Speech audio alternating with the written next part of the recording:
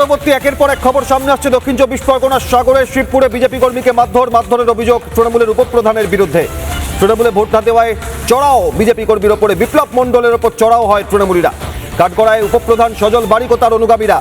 সাগর গ্রামীণ হাসপাতালে ভর্তি আহত বিজেপি কর্মী।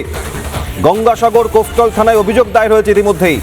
ভোট পরবর্তী একের পর এক হিংসার খবর বেহালা থেকে। সাগরের শিবপুরে বিজেপি কর্মীকে মারধর, তৃণমূলের উপপ্রধানের বিরুদ্ধে অভিযোগ। কাঠগড়ায় তৃণমূলের উপপ্রধান সজল বারিক ও তার অনুগামীরা। এই ঘটনায় স্থানীয় বিজেপি নেতৃত্ব কি? ধরলাট অঞ্চলের যে দাঙ্গাবাজ এক প্রকার বলতে উপপ্রধান দায়িত্ব পালন করেছেন।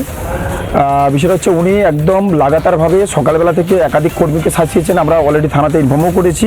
মদ্যপ অবস্থায় ছেলেকে মারধর করে, বুকে লাথি মারে এবং রাস্তায় ফেলে মারধর করে। তাকে আমরা খবর পাওয়ার সঙ্গে সঙ্গে আমরা হসপিটালে অ্যাডমিট করাই এবং এখানে চিকিৎসা করাই। চিকিৎসা করানোর পরে আমরা চাইছি সঠিক তদন্তপূর্বক এবং যারা প্রকৃত দোষী তাদের কঠোর শাস্তি আবেদন করছি।